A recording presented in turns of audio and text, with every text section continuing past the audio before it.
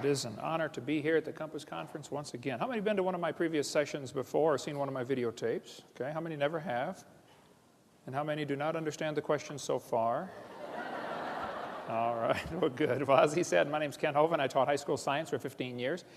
Brother Bill, I don't understand this apologetics stuff, okay? I don't apologize at all. I believe the Bible is literally true and scientifically accurate, and I think the evolution theory that's being taught in our schools is one of the dumbest and most dangerous religions on planet Earth. Okay. So,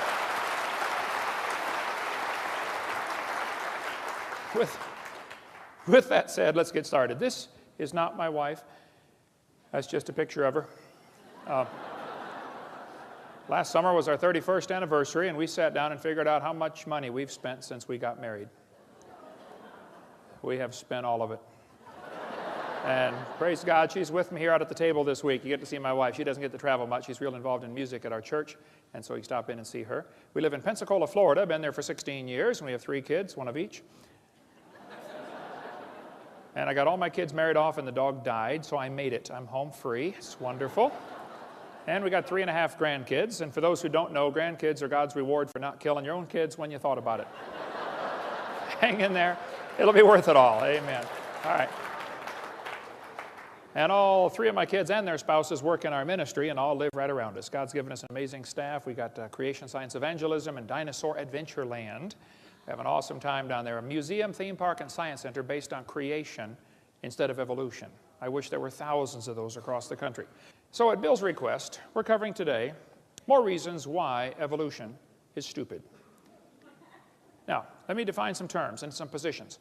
I believe the Bible teaches very clearly, and I believe the scientific evidence points very clearly to this earth being instantly created in 6 days, about 6,000 years ago, and a great big flood about 4,400 years ago that completely destroyed the world and dropped everybody's property value to 0. And then Jesus came 2,000 years ago, and so that's the top timeline, and that's the position I take, and I believe that's true and defensible scientifically. The evolution theory says 20 billion years ago there was a big bang where nothing exploded and made everything. And then 4.6 billion years ago the earth cooled down and developed a hard rocky crust, and it rained on the rocks for millions of years and turned them into soup, and the soup came alive about 3 billion years ago. And that first life form found somebody to marry, that's a good trick of course, and something to eat, and slowly evolved into everything we see today. I think the evolution theory is not defensible scientifically. Let's define some more terms here. Stupid. Lacking normal intelligence. Foolish. Silly. A stupid idea. Now, I was taught by my mommy, don't use the word stupid, okay? So when Bill said, preach on why evolution is stupid, I said, that's going to be easy to do, but it's going to be hard because it's been entrained in me since I was a little bitty. You know, you don't use that word. So I don't want to belittle anybody who believes in evolution here today, and I'm sure there are quite a few. That's fine. It's just not a common sense idea. It doesn't make sense. The things about evolution just simply are lacking normal intelligence. And we want to fix that today. Now, I collect science books. I taught science 15 years. I happen to love the subject. Richard Dawkins said, it's absolutely safe to say if you meet someone who claims not to believe in evolution, that person is ignorant, stupid, or insane, or wicked. Folks, there is a battle going on, okay? Whether you realize it or not, whether you understand it or not, there's a war going on in our culture, and there are 2 basic sides. One side says, God made this world, He owns it, He makes the rules. The other side said, nobody makes this world, there are no rules. And it's a real war going on, and I'm right smack in the middle of it and helping to stir it up occasionally. Okay, so let's define some more terms here. The word evolution has at least 6 different meanings. First, we'd have to have cosmic evolution, the origin of time, space, matter, the Big Bang, okay? Secondly, we'd have to have chemical evolution. That's where all of the elements evolve from hydrogen. I think that's silly. We'll talk about that in a minute. Thirdly, there'd have to be stellar evolution. The stars would have to evolve. Cosmic evolution, chemical evolution, and stellar evolution. There's a lot of stars out there. The last estimate, in 2003, the most recent estimate is there are enough stars out there right now that we know about that everybody on planet Earth can own 11 trillion of them to yourself. Those are the ones we know about. We don't know about the ones that we don't know about.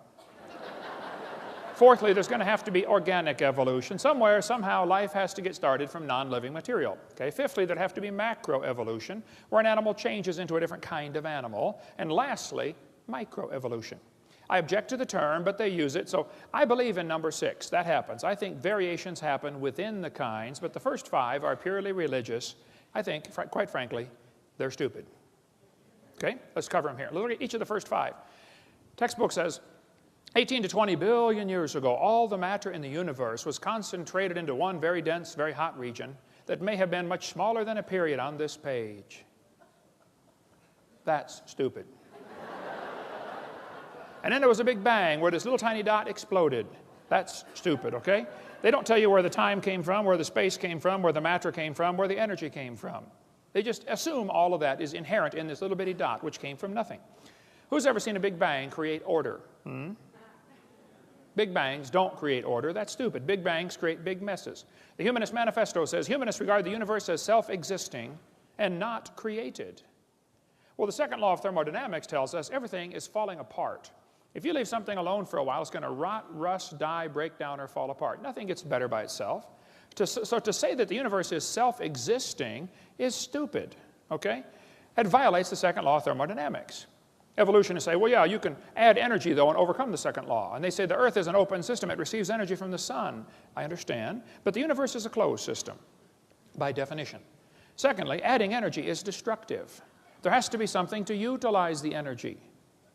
Adding energy is going to make it worse, okay? The Japanese added all kinds of energy to Pearl Harbor one day. They didn't organize nothing for us. A couple of years later, we returned the favor and added energy to a few of their cities, didn't we? Yeah. Adding energy is destructive. So the sun's energy is going to destroy the roof on your house. It'll destroy your entire house. The sun's energy will destroy the roof on your car. It'll destroy the paint job on your car. Adding energy is not the solution. You have to have intelligently directed and harnessed energy. So to say that you can overcome the second law by adding energy is stupid. It's just not that simple. Evolutionists assume that if you give enough time, things get better. That's silly, okay? You give things time, they get worse. Here's Sue at 20. Here she is at 90. Okay? They don't get better. Textbook says nothing really means nothing. That's stupid. Not only matter and energy would disappear, but also space and time. However, physicists theorize that from the state of nothingness, the universe began in a gigantic explosion. Yes, boys and girls, you see, one day, nothing exploded. And here we are.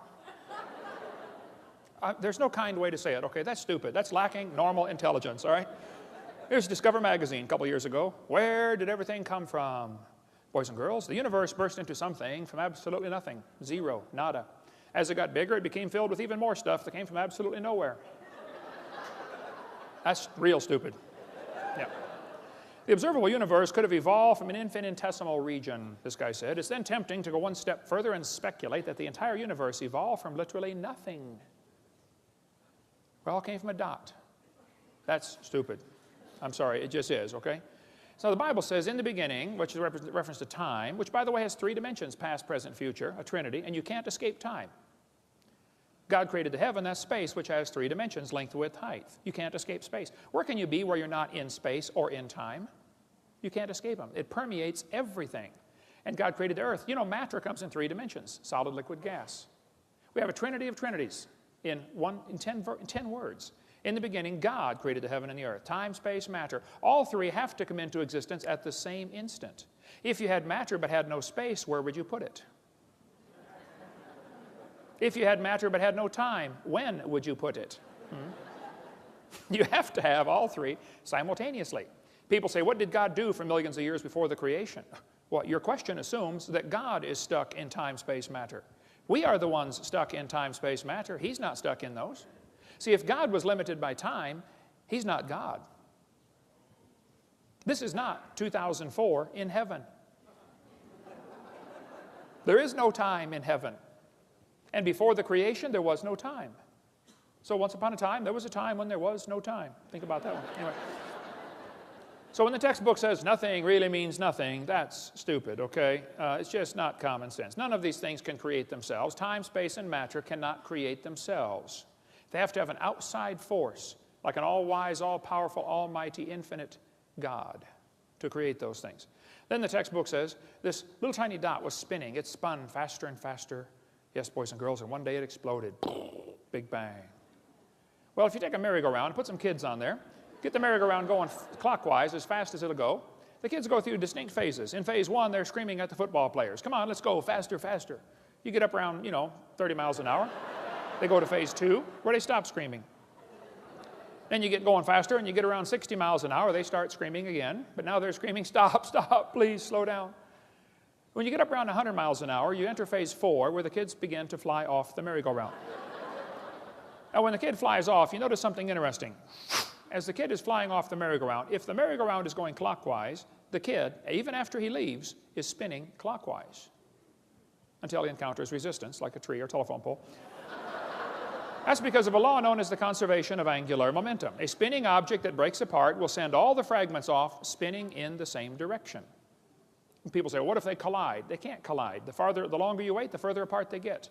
It's like spokes on a wheel. They're getting farther apart. If a hand grenade explodes, can the fragments ever hit each other out in the field someplace? No, it doesn't happen, okay? Conservation of angular momentum says spinning objects break apart and the fragments fly the same direction, spin the same direction. So when they tell you that it all came from a spinning dot, it's silly. It violates common sense laws. 2 planets, Venus and Uranus, are spinning backwards. 8 of the 91 known moons are spinning backwards. 3 planets have moons going both directions at the same time. Some whole galaxies are spinning backwards. CNN, goofy galaxy spins wrong direction. The Big Bang Theory is stupid, okay? In the beginning, God created the heaven and the earth. So when they tell you it spun faster and faster and one day it exploded, that's simply stupid, okay? That's not the way it happened.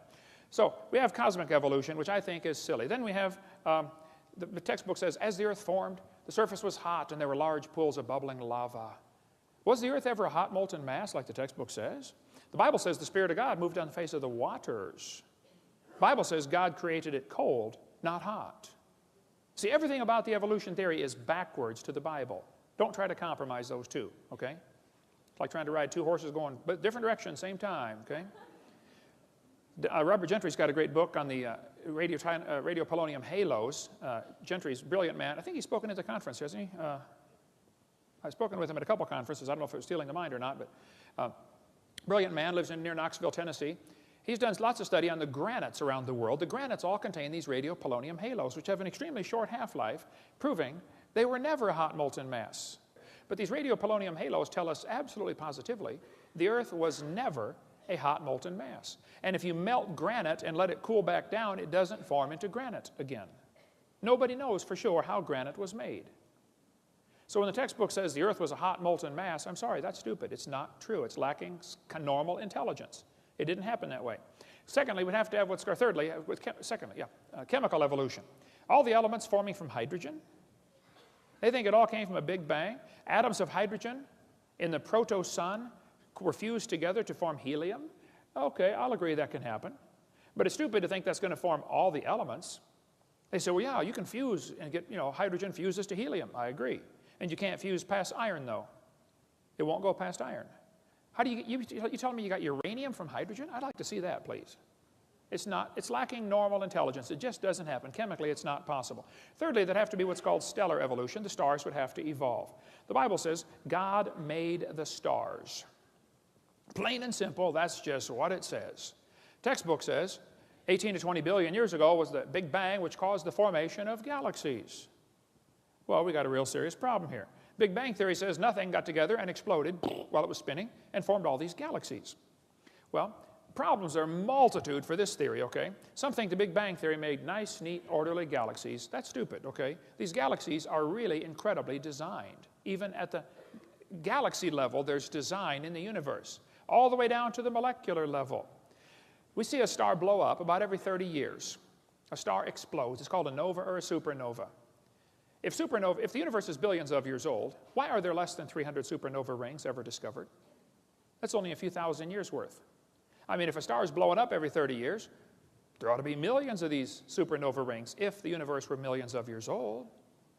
Don't tell me it's millions of years old. I don't believe you. That's just not common sense. They say, well, yeah, new stars are forming. They say, this textbook says, new stars are constantly being born in clouds of gas and dust. First of all, that's not ever observed, okay? The silent embarrassment of modern astrophysics is we do not know how even a single one of these stars managed to form. You can't get dust and squeeze it together and make a star. There are common sense laws that overcome that, like Boyle's gas law. You try to squeeze the gas together, the pressure builds up and it drives it back apart. Nobody ever sees gases form into solids by their own internal gravitational force. So if stars evolve, star births should at least equal star deaths. And we're seeing one die every 30 years, and we're never seeing one form. One guy said, oh, we're seeing a star form right now in Crab Nebula. I said, no, you're not. He said, yeah, we are. I said, no, you're seeing a spot getting brighter. You see a spot, and it's getting brighter, and you're assuming a star is forming. Well, duh, it could be a dust cloud is clearing in front of it. It could be another Big Bang going off, a supernova going off out there. All you're seeing is a spot getting brighter. You're assuming it's making a new star. Nobody's ever seen a new star form. Some people think if we lose stars every 30 years and never replace them, this will eventually lead to having 70 sextillion stars. Yeah, you keep spending money, pretty soon you'll be rich. That's stupid, okay? It just is stupid, okay? Some of these planets are cooling off. They're constantly losing their heat, okay? And the textbooks is telling us they're millions of years old, billions of years old. You can't just keep cooling off and cooling off. Pretty soon it's cooled off. I mean, if you walked into a room and found a cup of coffee sitting on the table and I said, don't touch the coffee, that's hot. And you said, well, whose is it? I said, I don't know, it's been sitting there for 400 years. That's stupid, okay? Jupiter has a moon called Ganymede, which has a very strong magnetic field. Scientists are kind of perplexed by this because the magnetic field indicates a hot molten core, and yet Ganymede should have cooled off billions of years ago. Why does Ganymede still have a hot molten core and a strong magnetic field? To say it's billions of years old is stupid. It's just lacking common intelligence. Saturn has rings around it, but the rings are constantly expanding. They're moving away from the planet. To say they're billions of years old is stupid. They can't be billions of years old. They would have been dissipated by now. They're not billions of years old. The moon is going farther away from the Earth every year.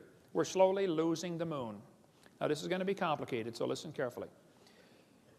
As the moon goes around the Earth, it's gradually getting farther away. It's spiraling out about 3 inches a year. So that means that it used to be closer.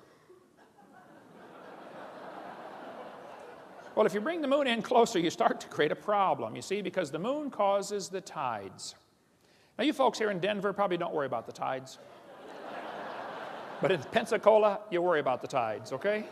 Well, if you brought the moon in closer, you'd create a serious problem because there's a law called the inverse square law. If you bring the moon into 1/3 the distance, you take the 1/3, inverse it, square it, it's 9 times the gravitational pull. If you run all the math on this, you'll find 1.2 billion years ago, the moon was whizzing around just above the surface of the Earth. That explains what happened to the tall dinosaurs. They got moon.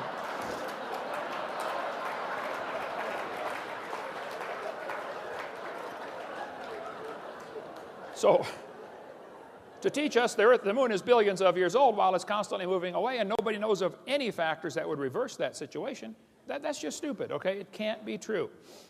Organic evolution is the 4th stage. That's where life gets started from non-living material.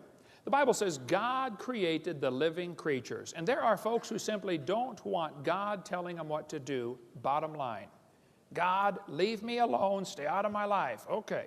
So they got to figure out a way how life got here without involving a supernatural intelligence creating it. The Bible says God created it. This textbook says the history of life on earth began approximately 3.5 billion years ago. How this occurred and has been and will continue to be a topic for inquiry. Let me give you the Hovind translation. It's okay to inquire how life evolved. It is not okay to inquire whether it evolved. That's stupid.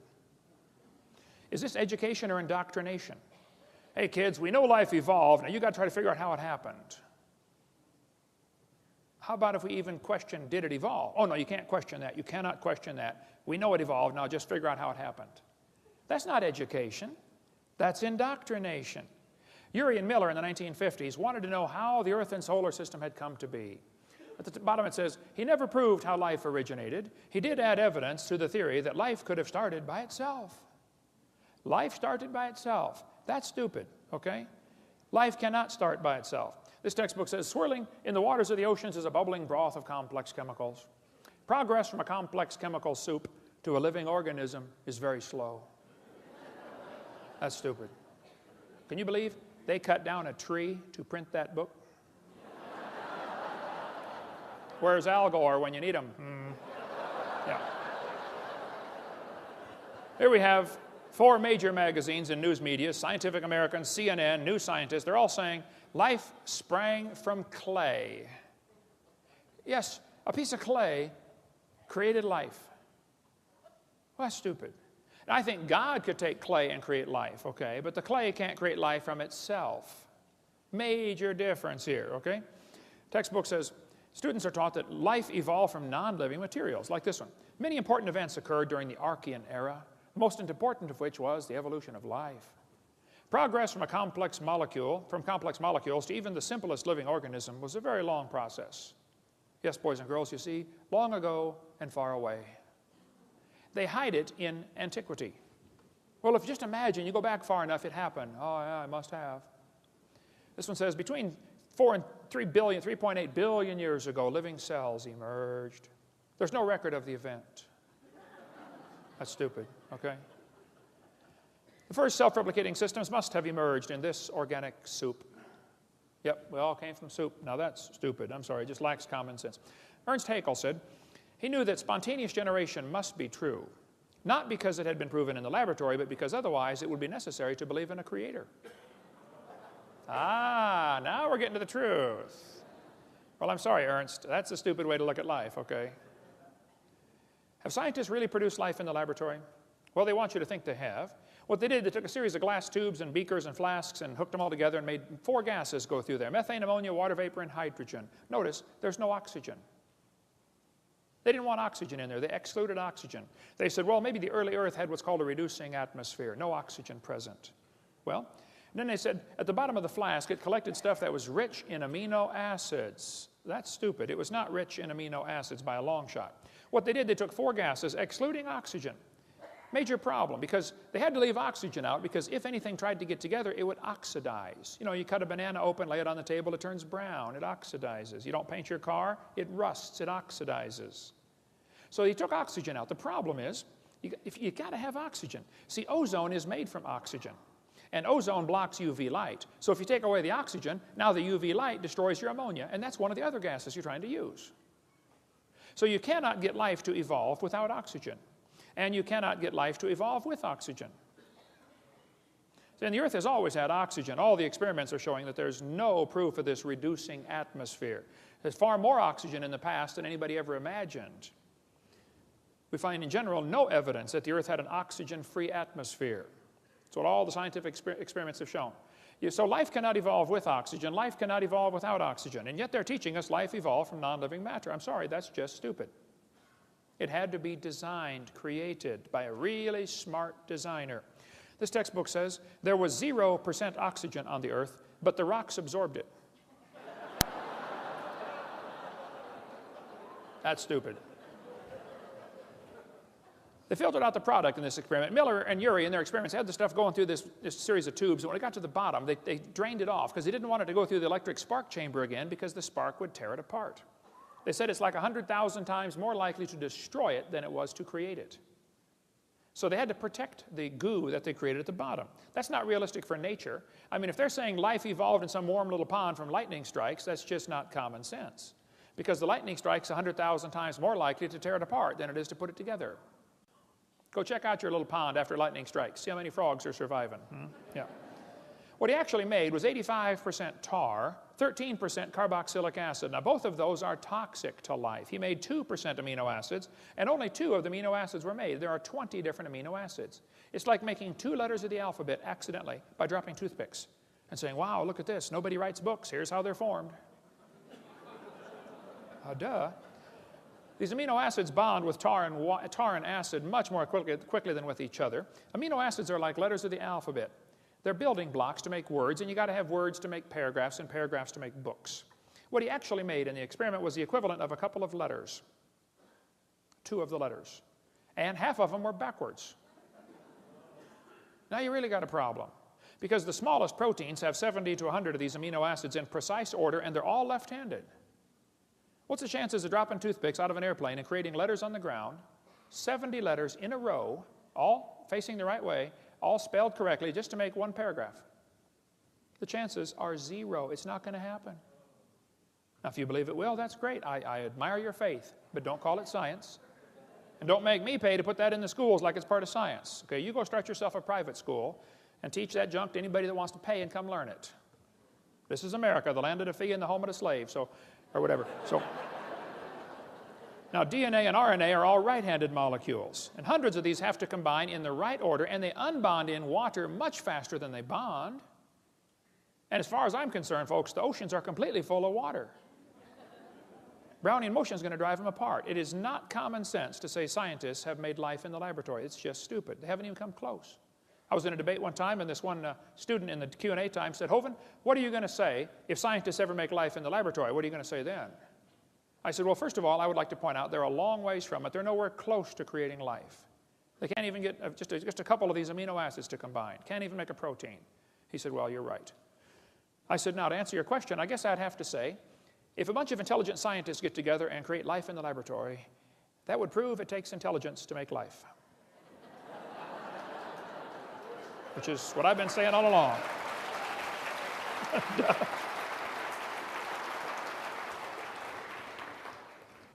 Life came from rocks. That's just stupid. It's not common sense, okay? Macroevolution tells us that it can change from one kind of animal into another. Textbook says, yes, boys and girls, bacteria slowly evolved to humans. This one says, all the animals have a common ancestor, early reptile. That's just stupid, okay? Nobody's ever seen a dog produce a non-dog, all right?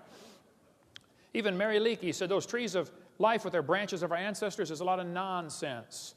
Stephen Gould at Harvard University said, the evolutionary trees that adorn our textbooks are not the evidence of fossils. We don't have any proof of these trees at all. They make it up. They say the mammals and the birds and the crocodiles have a common ancestor. Everything inside that circle is just pure religious speculation. They're guessing. Nobody's ever seen a dog produce a non-dog. You may get a big dog or a little dog, but you get a dog every time. This Irish textbook calls it divergent evolution. Oh, come on, look at it. You got 5 dogs coming from a wolf. Don't give it a fancy name. It's still a dog, okay? That's not evolution. That's stupid to say that's evolution. It's a variety of dog. This Mexican textbook says the horse and the zebra have a common ancestor. I agree. And it looked like a horse. 4-wheel drive, genuine leather upholstery. I mean, all the standard equipment, okay? There's a lot of kinds of cows in the world, probably 15 different major varieties of cows, and they might have had a common ancestor. A cow. There's a magazine where you can order chickens. Okay, boys and girls, let's order some chickens. Do you want to get cinnamon queens, red rocks, white rocks, cherry eggers, brown leghorns, golden comets? But then the magazine says, jungle fowl are the original bird from which all varieties and strains of domesticated chickens are derived. Did you know all the chickens had a common ancestor? It was a chicken. Some say, well, that's evolution. No, I'm sorry, that's stupid, okay? It's a variety of chicken, right? There are 8 kinds of bears in the world, and they might have had a common ancestor. A bear. So to take these observations we see, like dogs and wolves having a common ancestor, and saying that is a conclusion that we all have a common ancestor, I'm sorry, that's just stupid. It lacks common intelligence, right? Textbook says the horse evolved from a 4-toed horse. What they don't tell you about this is the first one had 18 pairs of ribs. It's a meat-eating animal still alive today in East Africa and Turkey, okay? It's about smaller than a fox. It's not a horse. It's not even related, okay? The next one had 15 pairs of ribs. The next one has 19. They just picked these animals and arranged them in order, okay? The horse evolution series is stupid. It's never observed today. There's a huge variety of horses today. We got big horses and little horses right now. And the horse evolution series was proven wrong in 1950. Even G.G. Simpson, who believed very strongly in evolution, says, look, folks, it's not true. It's wrong. Take this out of the textbooks. It never happened in nature. But they still keep this in the textbooks. And they know it hasn't held up to examination, but they don't have any replacement evidence. Othniel Marsh made up this entire horse evolution idea in 1874. He made it up. He picked animals from all over the world. Modern horses are found in layers with the so-called ancient horses. The ancient horse, the Hyracotherum, is not even a horse. It's just like a hyrax, still alive today in Turkey and East Africa. The ribs, we can go all day about the difference between horses and the hyrax, okay? Tulsa Zoo finally took down their display because 2,000 people signed a petition saying, get this lie out of our zoo. They took it down for 6 months and then put it back up when nobody was watching. Peabody Museum still has the horse evolution on display. Now, it's only been proven wrong for 55 years. I know it takes a while to get displays up to date in your museum. But 55 years is long enough in my book, okay? Leaving that thing in the zoo is stupid. Or in a university, it's not true. I was in a debate one time, and this one professor, I was going through lies in the textbooks. I said, get that out of the textbooks, it's not true. He said, well, finally, he said, well, what are you going to replace all this stuff with? Now, that's stupid. I said, are you telling me we can't take a lie out of the textbooks unless we got a replacement? What you're trying to say is, folks, we want the kids to believe this theory. We've got to give them some evidence, and this is all we've got, and you're taking away our evidence. Now, you've got to find some more. Look, I didn't pick the dumb theory to begin with, okay? I don't believe it. Pick a new theory. That's the way science works. If you don't have any evidence for your theory, you get a new theory. The problem is, all the evidence for evolution has been proven wrong, but they don't want to take it out because there's no replacement. I'm not trying to get evolution out of the textbooks. I just want the lies out of the textbooks. Evolution will automatically go with it because there's nothing left to support it. The Bible says God formed the eye. Eyeballs are unbelievably complex. Charlie Darwin said, to suppose that the eye could have been formed by natural selection, absurd. And then he goes for 4 chapters after that and says how he thinks it happened anyway. The back of your eyeball is 1 square inch, called the retina. It contains 137 million light-sensitive cells, all wired to the brain. Now, my daddy started me off when I was about 7 building a ham radio. I've done a lot of electrical wiring in my life, built 9 houses. I've done all kinds of electrical wiring. My dad was an electrical engineer at Caterpillar Tractor Company. I cannot imagine hooking up 137 million connections in 1 square inch.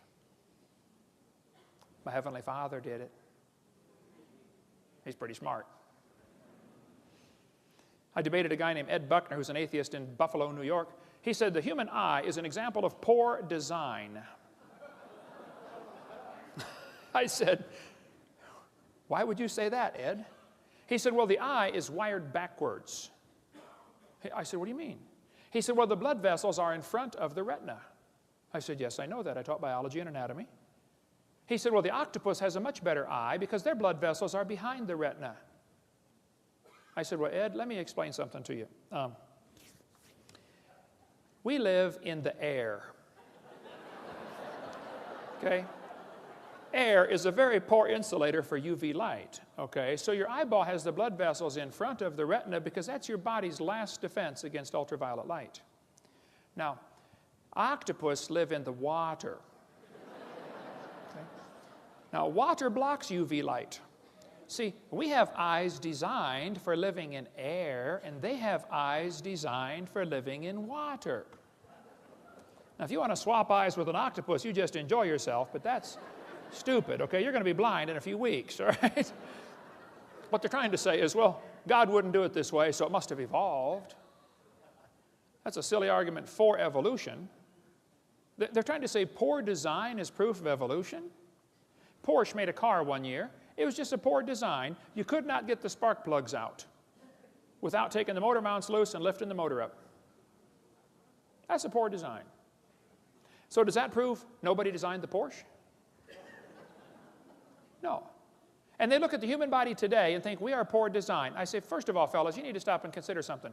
What you're looking at right here is a copy off of a copy, off of a copy, off of a copy, off of a copy, off of a copy, off of a copy, off of a copy, off of a copy of Adam. This same gene code's been copied so many times, it's amazing we can stand here and talk about it, okay? You're not looking at the original by a long shot, okay? This one is a poor example of the original.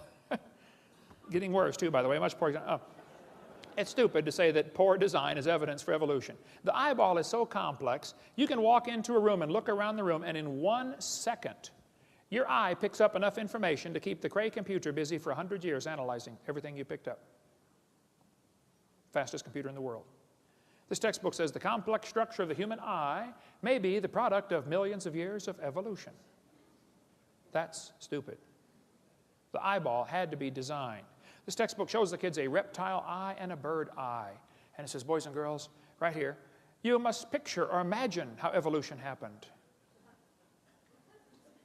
Yeah, we can line up these eyes. Can't you just imagine how one changed to the other? No. The first debate I ever did. They called me up, University of West Florida. I'd just been in Pensacola for 6 months, and I've been writing letters to the editor about the evolution in the newspaper there. And boy, I stirred up a hornet's nest. I do that everywhere I go. Anyway, the university called me up and said, hey, would you like to come debate one of our professors? I had never had a debate in my life except with my wife, and I lost those every time. How many know what I'm talking about? Come on, get your hand up, you coward. Put your hand up. Well, so I did. I said, what do I do? I don't know anything about debates. They said, you send us 30 questions, and he'll send us 30 questions, and we'll pick them out of the hat. I said, okay. I sent the question. I said, an owl has a cylinder-shaped eyeball like a tin can, like a telescope. The owl cannot move his eyes in his head like you can. They're not round. They're can-shaped, cylinder-shaped. He's got like a little telescope. When he's looking at you, okay? He has to turn his whole head to look at something. Now, it gives him a disadvantage. He can't move his eyes, but the advantage is he can read the newspaper at the other end of the football field. If he could read and he cared what's going on. I said, now, most eyes have a round eyeball. This one has a cylinder-shaped eyeball. Would you please explain to me how this evolved? And how did the bird see in the meantime when it was partway cylinder and partway round? That question never came up, but anyway.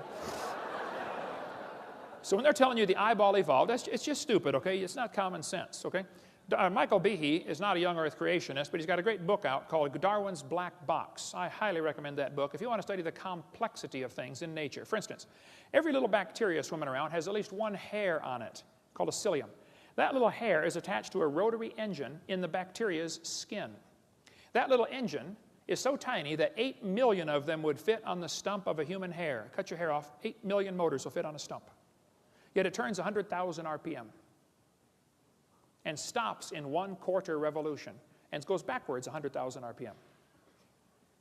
I've done a little bit of motor work. I've had 128 cars in my lifetime. I've rebuilt the motors, the differentials, the wobulator shafts, the Knudten valves, the high-speed muffler bearings, filled the headlight fluid. I know how to work on cars, okay?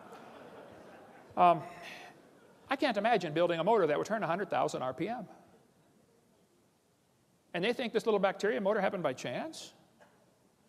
As things get smaller, the fluid they're swimming through feels thicker. It's called a viscosity problem, okay? So a bacteria swimming through his little world is about like a human swimming through peanut butter. And that little bacteria, turning that little motor on the back of that thing, can swim the equivalent of a human swimming 60 miles an hour through peanut butter. We've got a model of this thing in our museum. This textbook says humans probably evolved from bacteria more than 4 billion years ago. They can swim 60 miles an hour. Sign them up for the Olympics, man. You think we evolved from them, we're getting worse, not better. Now that's just stupid, okay? There's no kind way to say that. They say fossils prove evolution. I say, guys, you got to be kidding. Fossils prove evolution? No fossil counts for evidence for evolution. None. Fossil record? There is no fossil record. There are a bunch of bones in the dirt. Now you're putting your interpretation on them, okay? It's not a record. This guy says evolution is a fact, and the best evidence for evolution is the fossils. That's silly, okay? There is no fossil record. You cannot look back in the fossil record. You look at fossils in the present. You put your interpretation on them, okay? There is no fossil record. It's stupid to say that that's evidence. If you find a bone in the dirt, all you know is it died. You can't prove it had any kids that lived. You sure can't prove it had different kids. And why would you think a bone you found in the dirt can do something animals today cannot do, which is produce something other than their kind? No, the fossil record, that would not hold up 2 seconds as evidence in a court of law. This guy says, I said this one, there are no missing links, the whole chain is missing. Stephen Gould said, the absence of fossil evidence is a nagging problem for evolution. We got a good theory, if only we had some evidence. Now that's just stupid, Stephen, okay? By the way, Stephen Gould died with a set of my tapes on his library shelf. I went to visit him a few years before he died. He wasn't there to talk to his secretary. I donated my videotapes to Stephen Gould years ago. Had him sitting on right there next to his desk. I hope he watched them. Hope he got saved. Maybe he did. I don't know. Hope so. But to believe that we've got a good theory, we just don't have any evidence. Okay, well then maybe consider the theory might not be right, okay?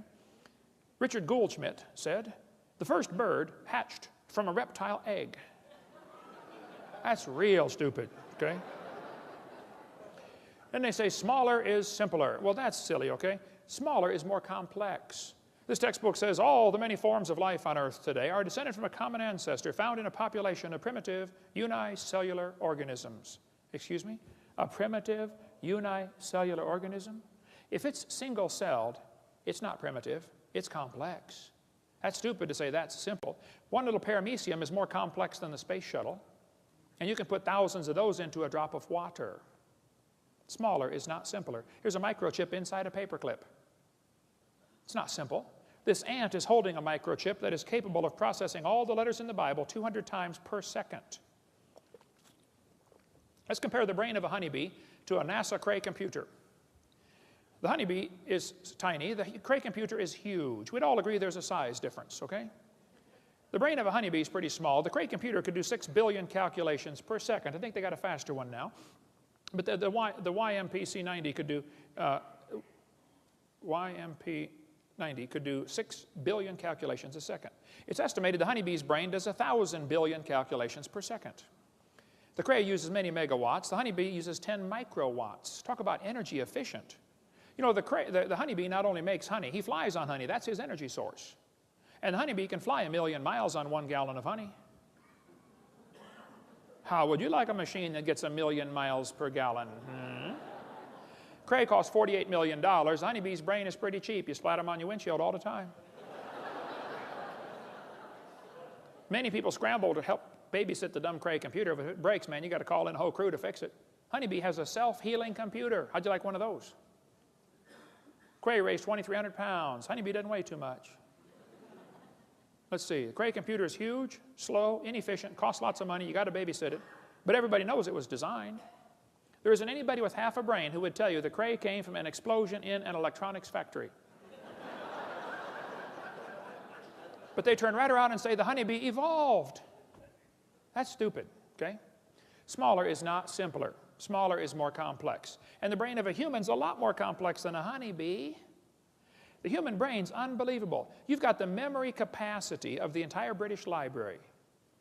You have the computational power in bits per second greater than the entire national telephone system. The human brain is absolutely phenomenal. One evolutionist told me that he thought the human brain was nothing but 3 pounds of chemicals that arranged themselves by chance over billions of years. I said, then how can you trust your thoughts and the conclusions you've come to? That's stupid, okay? Maybe, never mind. DNA proves evolution. Yes, boys and girls, we have evidence from molecular biology.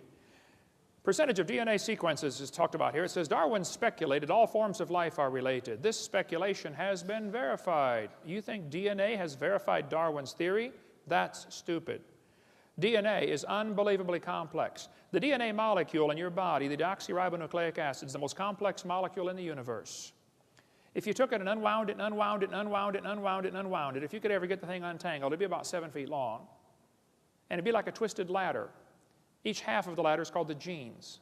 That thing splits all the way down the middle, recombines when you make a new baby, and it gets all back together and winds itself all back up. Unbelievably complex. The average person has 50 trillion cells in their body. The DNA from if your entire body's DNA would only fill 2 tablespoons. But if you tied them all together, it would reach from Earth to the moon and back. 5 million round trips out of 2 tablespoons. If you typed out the code found in your DNA, when you got done typing that incredibly complex code, you'd have enough books to fill Grand Canyon 40 times. You think that happened by chance? Well, the probability of just one DNA coming by chance is 1 in 10 to the 119,000th power, which is a big number, when you consider the entire visible universe is 10 to the 28th inches in diameter. DNA happened by chance? I'm sorry, that's stupid. Now, you might not like the idea of there being a creator because that means you might have to answer to that creator someday. Okay, well, I can't help you then. I did a debate at Embry-Riddle University a couple months ago, 3 against 1, 3 professors against me. It was a slaughter. Those poor guys, I felt so sorry for them. Oh, man. The next day, the student who organized the debate said, would you guys like to do that again? I said, no. After the debate, we had a Q&A time, and one of the kids said, I believe evolution's a fact. I said, well, let me ask you a question, son. Suppose, just suppose, creation was true. Suppose I'm right. Suppose there is a creator. And he owns this place. I mean, he made it, he owns it. Just suppose, okay? And he makes the rules. I said, would that change your lifestyle any? He said, what do you mean? I said, well, suppose the Creator gave us a book like the Bible that says, thou shalt not commit adultery. Don't lie, don't cheat, don't steal, no lust, no fornication, no pornography. Is this going to change your lifestyle any? He said, yeah. I said, well, then tell me, have you accepted the evolution theory because you really have some evidence, or because you like the freedom from God? He said, well, I've accepted it because I'm horny. I said, thank you, son. You may sit down. Folks, there is no scientific reason to reject the Bible. There is no scientific reason to accept the evolution theory. None. Now, you might have a reason to accept the evolution theory because of your lifestyle. Well, then I can't help you, okay? But let me tell you, God created the heaven and the earth. God's going to come back and be the judge of this world one of these days. And if you haven't trusted Jesus Christ, His Son, to forgive you of your sins, you're in serious trouble. You're going to stand before God in trouble. You say, well, I'm a pretty good person. Oh, yeah? You ever lied? How many have ever told a lie? Put your hand up. You're doing another one. Okay. Bible says, 10 Commandments, thou shalt not steal. How many ever stole something? Come on, you already told me you're a liar. Put your hand up, okay? Well, that's just 2. We already know we're all a bunch of lying thieves, okay? You think, people say, well, God's going to judge my good works against my bad. Who on earth told you that? Go to the judge and say, Judge, I only murdered 1 person. Look at all the people I didn't murder. Surely my good works outweigh my bad. You better think that one through. And God will say, okay, I won't send you to hell for your good works. I'll send you there for the bad ones. Okay? How about it? What if you died today? We're going to cover in the next session a bunch more reasons why evolution is stupid, and it is. But I think Satan is using this theory to blind people, to give them a placebo. Oh, I've got an answer to life. I know how we got here, and God didn't do it. It's absolutely a stupid idea. And Satan's laughing at you for believing in it. And I got probably, as Bill said he wanted 100 more reasons why evolution is stupid. I started going through that thinking, I don't think I can trim it down to 100. There are thousands of reasons why it's stupid. It just lacks normal intelligence. You know, it's common sense to look at something, when you find something designed, if I find a cell phone in the dirt, it's logical to say, somebody must have designed this. I don't have to see the designer. It's just logical, there must have been a designer, period, okay? When you're walking through the woods and you find a painting hanging on the tree, it's just logical to say, you know, somebody painted it, even if you can't have any evidence of who did it. The painting is proof of the painter. The creation is proof of the Creator. And if you're here today and you're not saved, the Bible says you're going to hell. You say, I don't believe in hell. You can go to hell without believing in it. That won't affect God at all, okay? If you're not saved, that's why we do this. Our ministry is called Creation Science Evangelism. We stand without apology. The Bible's true. And we want to use the evidence for science and creation to evangelize. If you're here and you're not saved, I want to talk to you. I'm not going to call you stupid to your face. But evolution is a stupid idea. Now, if you believe it, wise up, okay? Quit believing that stuff. We'll be glad to show you how to get saved after the meeting. Thank you so much. It's an honor to be back here again, teaching on more reasons why evolution is stupid. We probably could do a series, Bill, of 20 hours on this topic. But we only got 1 more hour, so we'll get done as quick as we can here. Why evolution is stupid. We left off in the last session talking about DNA, deoxyribonucleic acid, the most complex molecule in the universe. To say that formed by chance is just plain stupid. But let's suppose it did. Chromosomes are the most complex molecule there is, and penicillin only have 2 of these chromosomes, these DNA strands. So they must have evolved first, and then slowly over millions of years, they got some more chromosomes and turned into a fruit fly. They have 8. Very slowly, over millions of years, they developed more chromosomes and became a tomato, or possibly a housefly. They're twins. It's very tough to tell the difference between these two. And then slowly evolved into a pea, and then over millions of years, it became a bee. Now there you can see the similarity. Pea, bee, very similar, okay? And slowly, over millions of years, we had triplets. Either the possum, the redwood tree, or the kidney bean came first. I'm not sure.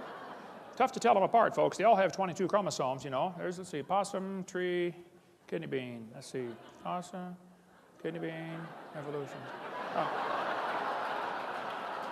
And then slowly, over millions of years, we evolved enough chromosomes to be a human. Here we are with 46.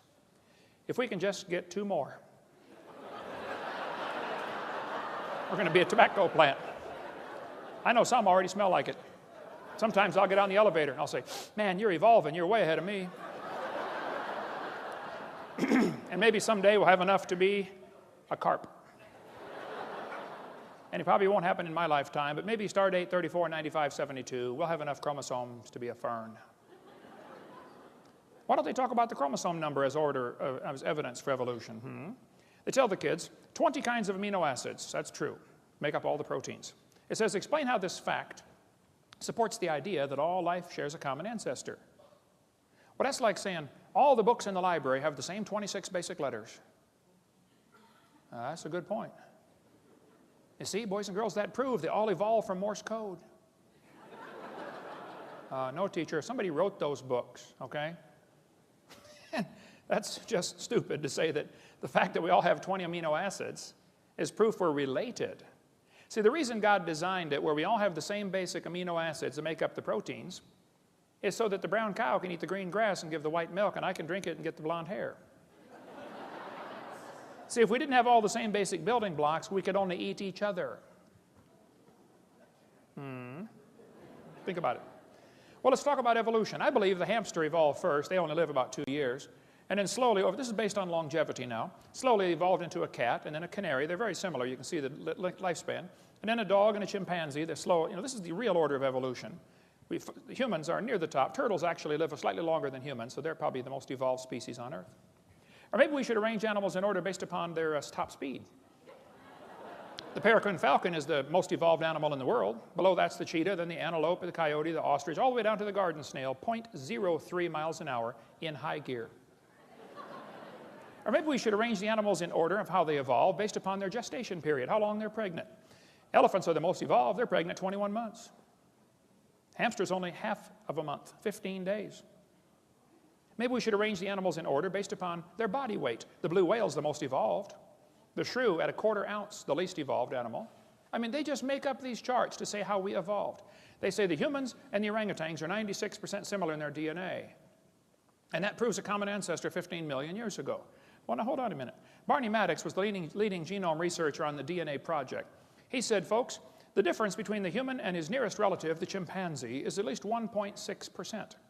He said that doesn't sound like much, but calculated out, that's a gap of 48 million nucleotides, and a change of only 3 nucleotides is fatal to an animal. There is no possibility of change.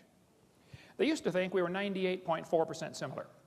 They've now discovered it's actually 5% difference. So there are hundreds of millions of differences between humans and chimpanzees. His nearest relative, the chimpanzee, that's stupid, okay? Now, some of my ancestors swung by their necks, no question, but none of them swung by their tails, okay?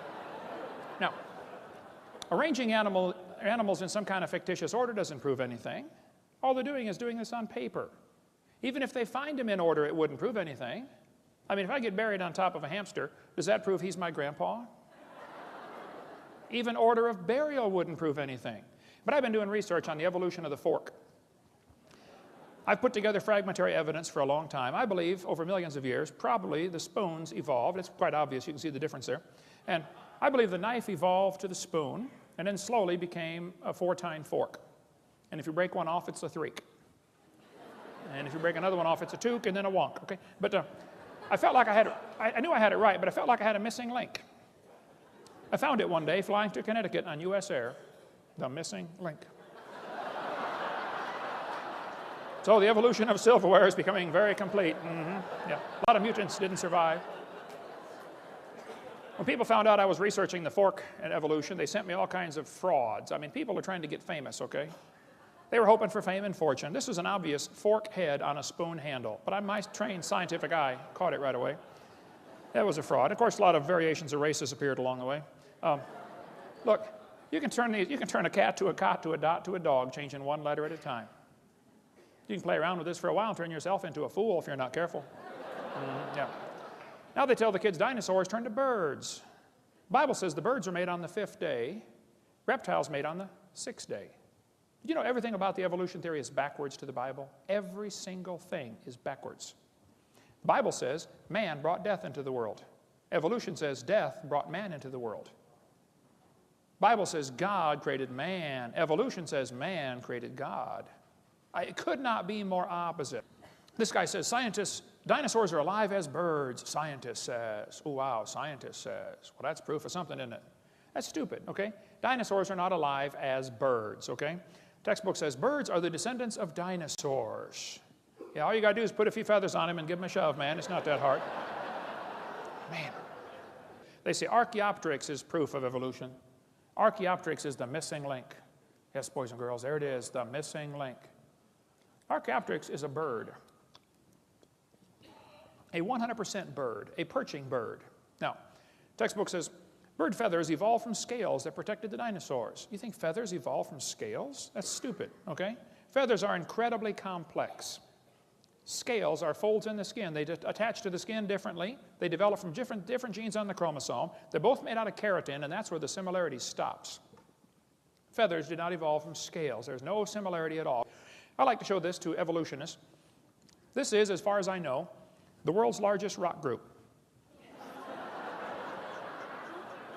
And I'll say, now guys, do you think there's any chance that George Washington's face could have appeared on the rock? Just by chance. Do you think the wind could have done that with abrasion or exfoliation or thermal expansion of the rock or erosion? I mean, what caused his face to appear on the rock? They'll say, well, that was designed by a guy named Borglum and he built it. I say, right. Now I'll say, guys, do you think that George Washington himself, the real person, happened by chance? They'll say, oh yeah. I said, wait a minute, you don't think his face could appear on a rock by chance, but you do think his entire complex anatomy with 50 trillion cells and probably 20 redundant interlocking systems happened by chance. Are you dumb in any other area? Had to be designed, man. They tell the kids in the textbooks, plants adapted to their environment. Yes, gills are an adaptation to living in water. Oh. Why don't they use the word designed? And by the way, how did the fish live before they adapted the gills? Oh, well, you see, for millions of years, they all died. None of them lived. Oh. That's stupid, okay? Gills are not an adaptation to living in water. They're designed for living in water. But they don't want to use the word design because then some kid's going to say, who's the designer? They don't want to deal with that question.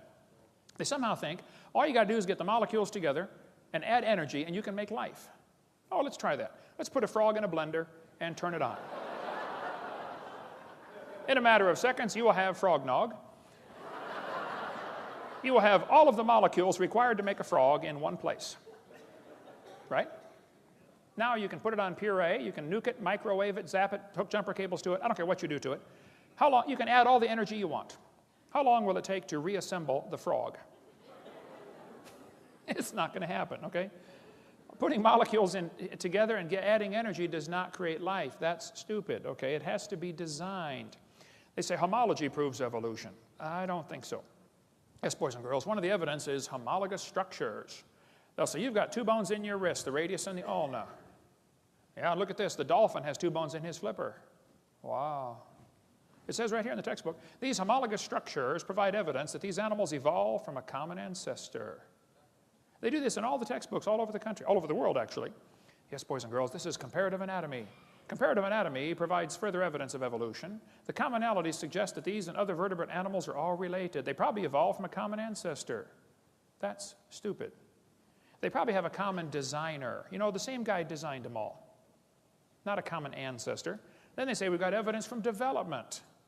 Yes, boys and girls, the human embryo, as it grows in the mother, has gill slits, they say. Darwin considered this the best evidence in favor of his theory, made up by a guy named Ernst Haeckel, who called it the biogenetic law. Their phrase back then was ontogeny recapitulates phylogeny. In other words, the baby developing in the mother goes through the stages of evolution: fish, amphibian, reptile, mammal, farm, F-A-R-M. Well, the idea that sick mind Freud relied on was the idea that ontogeny recapitulates phylogeny. What? This textbook says, the presence of fish-like structures in embryos of different species shows these animals evolved from fish and share the basic pattern of fish development. It's as if the embryo retains a memory of its origins and copies them during its development. This is stupid. They say the baby has gills like a fish. Humans do not have gills like a fish, okay? Those little folds of skin develop into bones in the ear and glands in the throat. They never have anything to do with breathing, okay? I've seen folks that have 5 or 6 chins and they cannot breathe through any of them but the top one. Those are not gill slits. Ernst Haeckel made up that whole stupid idea in 1869. Anyway, we can skip all this. We won't have time. But you know, you can't get a high score on the SAT or ACT or college entrance exam. All of the major tests in college, to enter college, you have to answer with evolutionary answers, or you score lower. Huh, interesting. I got all the 2004 tests and looked at them. They're teaching this all over the place, that the embryo has gills. It's stupid. It was proven wrong in 1875. Get it out of the books. It's not true. This textbook says the humans have an appendix that is vestigial. You don't need it anymore. That's stupid. You need your appendix. It's part of your immune system, okay? If your appendix is taken out, you're going to have a serious problem. Now, sometimes you have to take it out. I understand, okay? It beats dying. But the appendix is required to activate killer B cells in your immune system, just like the thyroid activates killer T cells. If you take your appendix out, you got a much better chance of getting quite a few diseases. It's not vestigial. Just because you can live without it, so what? You can live without both your legs and both your arms and both your eyes and both your ears also. Doesn't prove you don't need it. This textbook says the whale has a vestigial pelvis. Yes, boys and girls, the whales have a vestigial pelvis and leg bone that serve no purpose. Just imagine whales walking around. It's true. Well, these are the bones they're talking about right there. Just imagine the whale walking around. Almost all whales have these. You know, I have tried to imagine them walking around, and I can't. It says the whale's pelvis is evidence of its evolution from 4-legged land-dwelling mammals. That's stupid. Those little bones are anchor points that special muscles attach to that allow the whales to reproduce. Without those special muscles and those special bones, you don't get any more baby whales. We've got in our museum in Florida a 15.5-foot python snake skin. If you look at the south end of that snake skin, it's got 2 little claws attached to little tiny bones that go up inside the snake's body. Come down and see it, Pensacola, Florida. Textbook says these are rudimentary hind legs of a python snake, reduced hind legs. That's stupid. Those little claws are used in mating, okay? The snake doesn't have any arms, all right? And you can't talk and say, scoot over, honey. This has nothing whatsoever to do with walking on land, all right? It has to do with getting baby snakes. That's stupid, okay? Get that out of the book. The textbook says humans have a tailbone that is of no apparent use. That's stupid. I was in a debate one time and this atheist said, Hovind, I got proof for evolution. Humans have a tailbone they don't need anymore. I said, Mr. Patterson, I taught biology and anatomy. I happen to know there are 9 little muscles that attach to the tailbone, without which you cannot perform some valuable functions. I won't tell you what they all are, but trust me, you need those muscles. I said, now, I said, Mr. Patterson, if you believe the tailbone is vestigial, I, Kent Hovind, will pay to have yours removed. Bend over.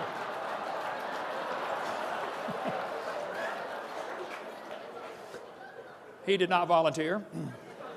Textbook says the coccyx is a small bone at the end of the human vertebral column. It has no present function and is thought to be the remainder of bones that once occupied the long tail of a tree-living ancestor. This is what your kids are being taught in school, folks.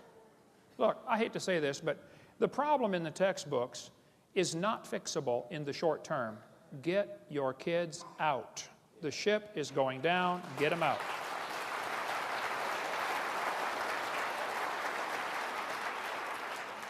The tailbone is not, you say, I can't afford it. Well, sell the car and get a bike, okay? Sell the house and get a tent, okay? But get them out.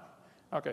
Tailbone is not vestigial. This one says the Colorado River, over millions of years, the Colorado River carved the Grand Canyon from solid rock. Colorado River cut through layer upon layer of rock over millions of years. Well, these two, you guys know what snow lines are here in Denver. The red lines indicate the snow line. There's a ridge in between those lines. The river enters on the far right and flows downhill 270 miles and comes out the other side through the Grand Canyon. If you do a schematic view, it looks like this. The river is 2,800-foot elevation when it enters the canyon. The ground goes up as high as nearly 8,000 feet, 8,500 feet above sea level. A couple things to consider about this. The top of the canyon is higher than the bottom. The river only runs through the bottom. The top is higher than where the river enters the canyon by 4,000 feet. Rivers don't flow uphill. There is no delta. Nobody knows where the mud is that washed out of there. That river did not make that canyon. Grand Canyon's a washed out spillway from a couple of big lakes. So when the textbook says the Colorado River carved it over millions of years, that's stupid. Unless they got a river that flows uphill, doesn't work. Textbook says, boys and girls, the layers of rock are different ages. This one's 70 million years old. They say the layers of rock are different ages. Now hold on a minute. All over the world, petrified trees are found standing up connecting these rock layers. If you get petrified trees standing up connecting a bunch of rock layers, I don't think it's logical to say the layers are different ages. How long does a dead tree stand up around here in Denver before it falls over? 4 or 5 years? No, these layers are not different ages. It's just not possible. That's stupid. Okay, the layers all formed during the flood in the days of Noah. All over the world are bent rock layers. It's pretty hard to bend rock like that. They say the layers are different ages, and yet they're all bent with no fracture marks in the layers. I mean, if one layer was deposited on top of another one, the bottom was going to be hard eventually before the other one. And here we are seeing these twisted, bent rock layers all over the place, and they're trying to tell us the layers are different ages. Well, maybe by a few weeks or months or minutes during a flood. But to say the layers are different ages when there are no internal fracture marks is just plain stupid. They're not different layers. They all formed in the flood in the days of Noah. They got bent while they were soft. This guy says the rocks date the fossils, but the fossils date the rocks more accurately. That's stupid. They teach us that the fossils are sorted by how they evolved. Clams are found at the bottom because clams evolved first, and birds are found at the top because birds evolved last. Well, moving water sorts things automatically by all sorts of factors, okay?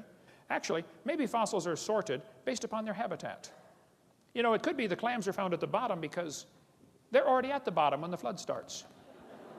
That's where they live. Maybe they're sorted based upon intelligence. As far as anybody can figure out, clams aren't too bright. Maybe they're sorted based upon mobility. Did you know clams can't run very fast? Maybe they're sorted based upon body density. Maybe it's a combination of all those. Don't tell me they're sorted by evolutionary process. That's stupid. They look at erosion marks like Bryce Canyon and say, oh yeah, it took millions of years. See all that erosion? Wow, millions of years of erosion. Oh, wait a minute. That's a pile of dirt in my backyard. Here's millions of years of erosion along a highway built a few months ago. Ancient seabed. Look at all the, buttes sticking up there and pillars and columns. Oh, millions and millions of years of erosion. All you got to do is fly out west and look out the window of the airplane once in a while, and you'll see huge erosion marks all over the place. The very simplest things could not evolve. There's an excellent, very simple book, so cute. We sell it in our ministry, called Exploding the Big Bang, Could a Box Evolve? Could just a cardboard box evolve? And there's a whole chapter explaining how cardboard boxes are made. Is it possible that a cardboard box could evolve? How about an ink pen? How about a paper clip? Just take some simple objects and shows how dumb it is to think that a human body could evolve. But the textbook says all the many forms of life on Earth today are descended from a common ancestor, found in a population of primitive unicellular organisms. We all evolved from a bacteria. That's stupid. The blue whale grows to 49 tons in 1 year. That's a growth rate of 330 billion times from what it started. If humans did that, you'd weigh a lot. Blue whales slowly tried to evolve this ability over millions of years. None of them survived, of course. They all died. Blue whale evolved from a bacteria. That's stupid, okay? The seahorse, the only fish that swims in the upright position, and the male hatches the eggs. Interesting. Where did this evolve from? Who's its ancestor? This evolved from a bacteria? That's stupid, I think. Sperm whale can dive 10,000 feet, stay there for 2 hours underwater. The pressure at 10,000 feet is 620,000 pounds per square foot. As the sperm whale slowly tried to evolve this ability over millions of years, none of them survived. They all died. The whale, sperm whale evolved from a bacteria? I'm sorry, folks, that's just stupid, okay? The platypus, what did it evolve from? It has hair, lays eggs, senses electrical signals in its prey's muscles. When the crawdads are trying to crawl away from this thing, the muscles contract. This thing can sense the muscle contraction in the crawdad.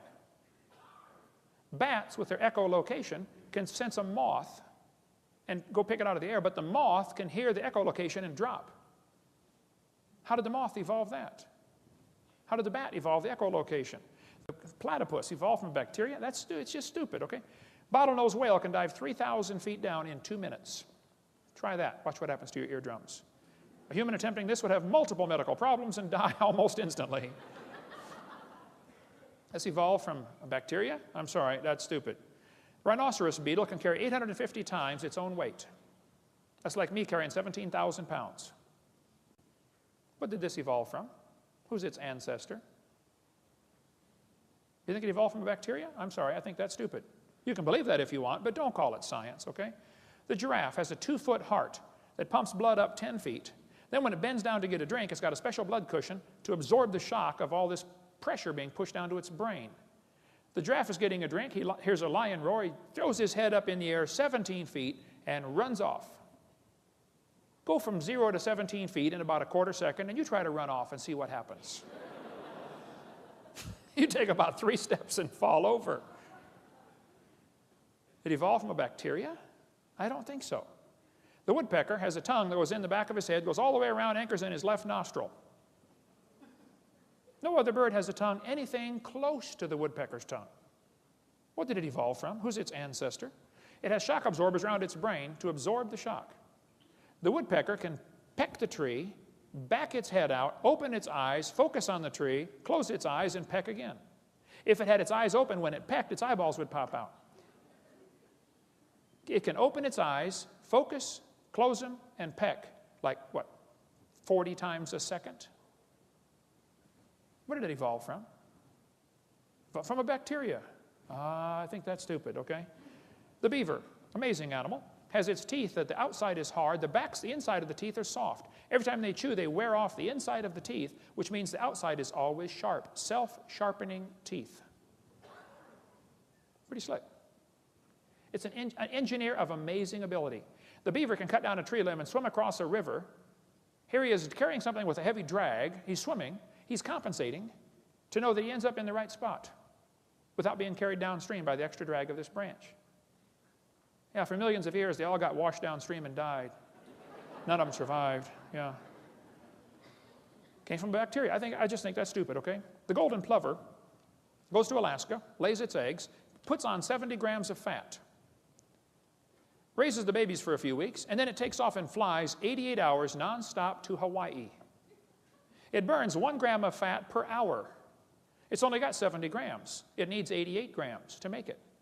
So they fly in V formation, and they're always switching who's the leader. The leader takes the brunt of the airflow. All the rest of them save enough energy that they land in Hawaii using only 70 grams of fat. Several weeks later, the babies take off from Alaska and fly to Hawaii. They've never been there.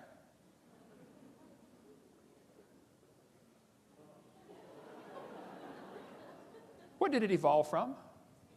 How did it make it? Evolved from a bacteria. I think that's stupid, okay? I think it was designed.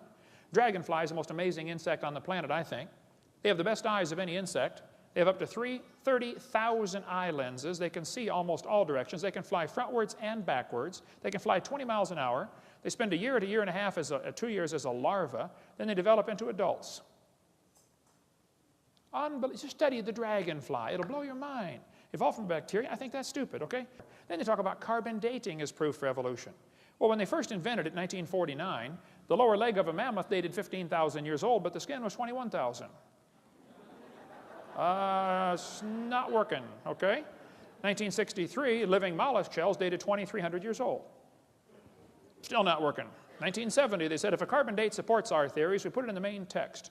If it does not entirely contradict them, we put it in a footnote. If it's completely out of date, we drop it. They pick the dates they want. 1971, freshly killed seal, carbon dated 1,300 years old. It's not working.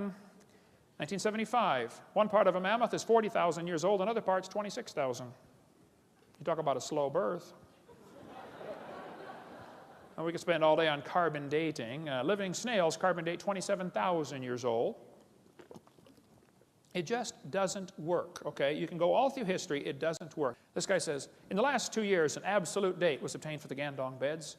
It has the interesting value of 300,000 years, plus or minus 300,000 years. That's stupid, okay? Not only is the theory stupid, it's dangerous.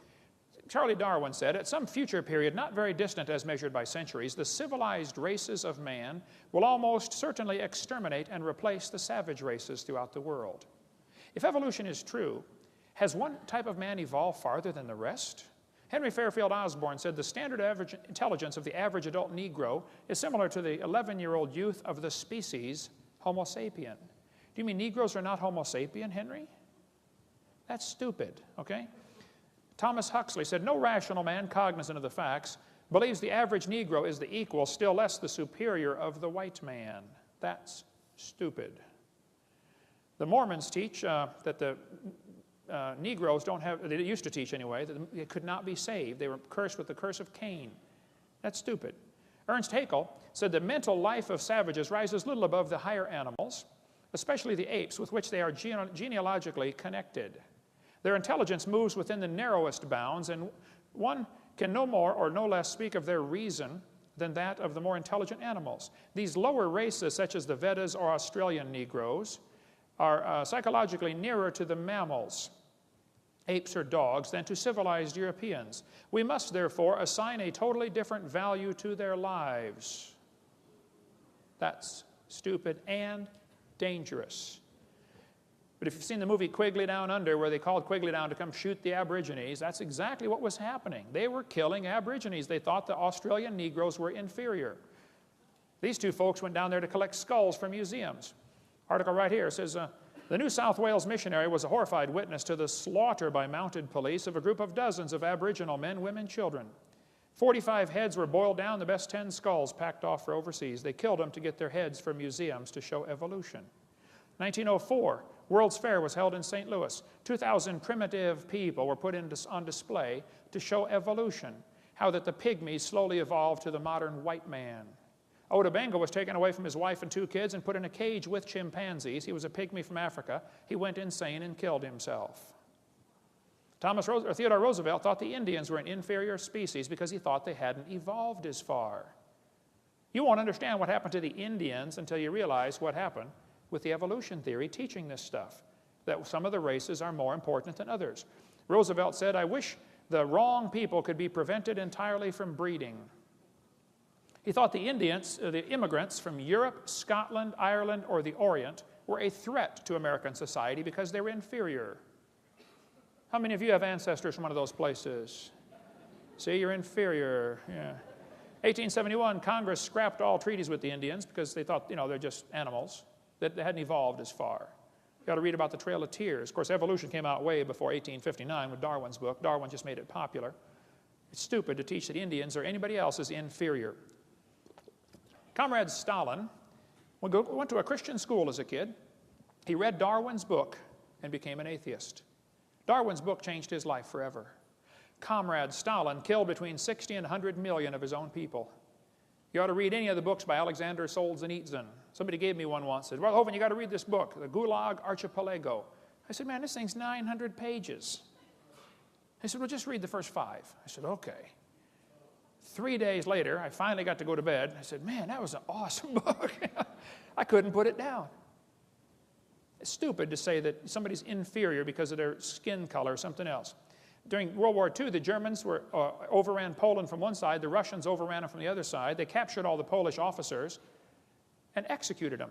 The Russians finally admitted this, that 14,700 Polish officers were executed at one forest. They put hoods over their head and shot them in the back of the head because they thought they were Poles, they were inferior. That's stupid and dangerous.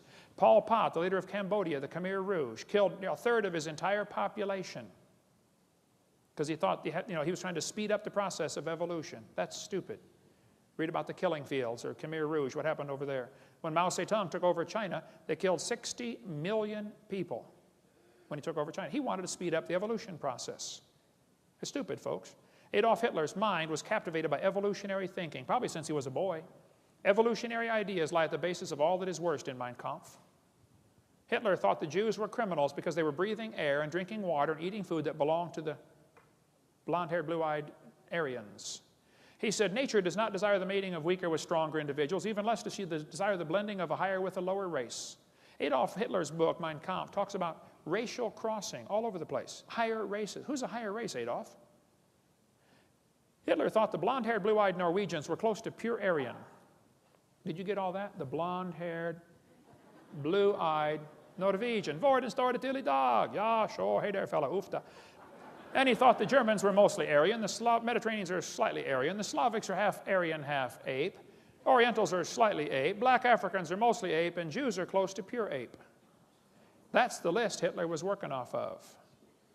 He hated the Jews. He also hated the blacks. Olympics were held in 1936 in Germany.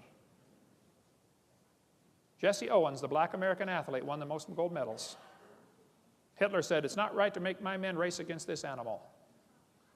Well, Hitler, that's stupid. He's as much a man as you are, probably more. Textbook says you're an animal. Kids, don't you buy that for a second. That's stupid. You're not an animal. I've seen some look like it, okay? I've seen some act like it. You're not just an animal. You're made in God's image. You're going to answer to God one of these days for everything you've ever said or thought or done. Arthur Keith said, evolution is unproved and unprovable. We believe it because the only alternative is special creation, and that is unthinkable. We don't want to believe this theory. Well, that's a stupid reason to go to hell, because you don't like the theory of that God might have made the world. Julian Huxley said, I suppose the reason we leapt at the origin of species was the idea of God interfered with our sexual mores. That's stupid. The Bible says they did not like to retain God in their knowledge. God gave them over to a reprobate mind to do things which are not convenient. That's dangerous. But can you imagine if God gave up on you? Wow. Maybe you're here today. Somebody dragged you here and said, oh, you got to come to this meeting. I want you to come. And you believe you came from a rock 4.6 billion years ago because that's what you've been taught in school. God is not willing that any should perish. But to accept the idea that you came from a rock and to reject the idea that God created this world, it is stupid, okay? I'm sorry. There's no kind way to say it. The Bible says God cannot lie. He promised, whosoever shall call upon the name of the Lord shall be saved. Now that's smart. That's the deal of the century, the deal of a lifetime. God says, here, I'll take all your sins, throw them as far as east is from the west, and I'll give you my righteousness on your account. On account of you don't have any. That's what I did 36 years ago. I said, Lord, I'm a sinner. He said, you can say that again. I said, Lord, I deserve to go to hell. He said, you can say that again too. I said, but Lord, I want you to save me. I want you to forgive me based on what Jesus did. Wow, he did. He'll do the same for you. Let's summarize here. God made this world. He owns it. He makes the rules, and we're guilty of breaking his rules. He told us pretty clearly, don't lie. We've all lied. Don't steal. We've stolen. You can read the whole list and find out we're guilty. We're going to have to be punished or find a substitute. And that's where Jesus comes in. 36 years ago, I asked the Lord to come in my heart and save me. What if he died today? Where would you go? If you're not sure you're saved, you got to think about it. You're going to be dead for a long time. I mean, a really, really long time. And if you're not sure you're going to heaven, I think it's stupid to get out on that highway. Have you seen the way they drive here in Colorado? Man, you have got some rednecks moved out west here, folks. I'm telling you what. I'm going to die someday. I'm going to try to make it the last thing I do, but it's going to happen. It's going to happen to you too. All you get's that little bitty dash between two dates. My recommendation would be you take your little dash and say, Lord, you can have it. You can do something with it. What are you doing with your little dash? The guy who's third in the nation in racing motorcycles got saved in my seminar. He came to next year when I was preaching up there in Connecticut. He said, hey, Brother Hovind, I'm so excited. It's great living for the Lord. He said, let me take you to breakfast tomorrow. I said, that'd be great. He said, I'll bring one of my bikes. You can test drive it. I said, okay. I've got a Honda 250.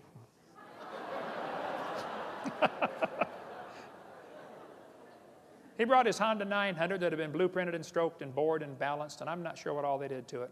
But it was not your normal Honda 900. He said, try it out, Brother Hovind. I said, okay. I took it off in first gear. Boom! Just about broke my neck. I hit second gear. Boom! I was just about to drop it into third when I glanced down and realized I am going 90 miles an hour in second gear. It has 6 gears.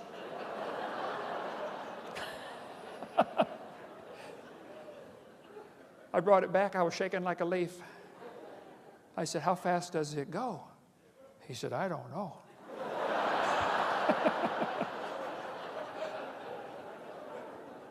But guess what he wants? A faster bike. Hey, the people that have 80 pairs of shoes in their closet, do you know what they want? More shoes. People that have a big house, guess what they want? A bigger house. People that shoot the 10-point buck, guess what they want? They want to shoot a 12-point. People that have $1 million in the bank, guess what they want? More. It takes us a whole lifetime to figure out things here aren't going to satisfy. They just aren't. I'll tell you one thing I found that satisfies. Give your little dash to Jesus. Say, do something with this. You can have it. One little boy came to Jesus one day and said, Jesus, you look like you're hungry. You've been out here preaching all day. You can have my sack lunch. I ain't got much. I only got five biscuits and 2 fish sticks. Jesus said, well, son, I can have the whole thing. He said, yeah. He said, well, son, sit down right there. Watch this. Jesus fed 5,000 men, plus women, plus children out of that one little boy's lunch, including that little boy. That's pretty cool. He could have kept his lunch and fed himself, but he decided to give it away. And he still fed himself and 20,000 more people, plus brought home 12 baskets full of fragments. You just can't beat a deal like that. Now, you can save your little life and use it for yourself if you want. That's your prerogative. I don't care what you do. You can work hard and make a bunch of money and die rich. Okay. You're going to die either way. Or you can give your little dash to Jesus. Say, Lord, would you do something with this? Some of you need to start a ministry. I'll tell you what, Denver needs a creation museum.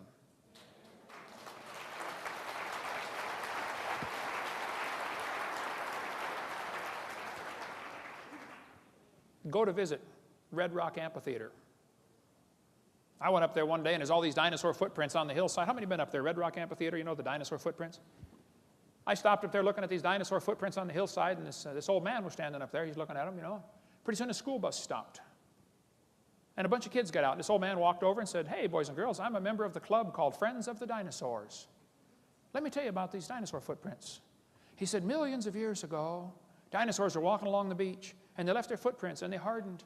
And then over millions and millions of years, the mountains lifted up, and now the footprints are at an angle like that. After the kids got on the bus and left, I said, hey, do you own this property? He said, no. I said, well, who does? He said, well, this is state property.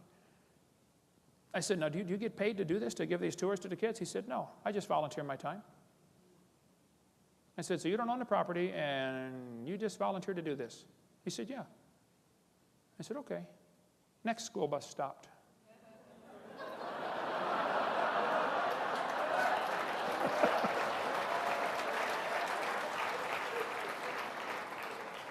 I was a little younger and could run a little faster. I got there first. Hey, boys and girls, let me tell you about these footprints. About 4,400 years ago, there was a flood. The whole world was in panic. Noah had all the critters safe on the ark, but the rest of the world, it was disaster. And some dinosaurs were running, trying to get away from the flood. And these footprints got covered up with mud and preserved. And then during the last part of the flood, the Bible says in Psalm 104, the mountains arose, the valleys sank down, the water rushed off. And these mountains formed about 4,400 years ago in the flood. That guy was so angry, I thought he was going to have a heart attack. I know CPR, but I thought, you know.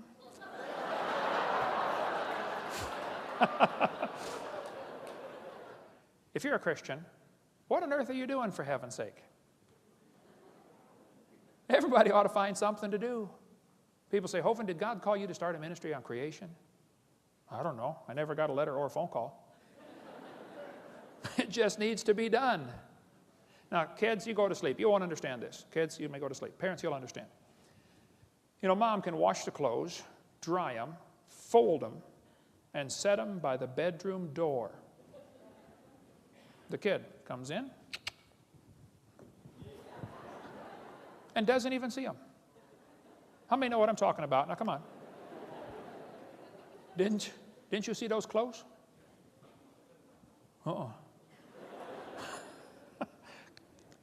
I think God's up in heaven looking down at some of his kids, maybe some in this room. Can't you find something to do for my kingdom? You know, witness to somebody. Give them a gospel tract. You say, oh, I don't want to drive them off. What are you going to drive them off to? Hell number 2? Find something to do. If we can help any way we can, that's what we're here for. Thank you so much. Dismissed.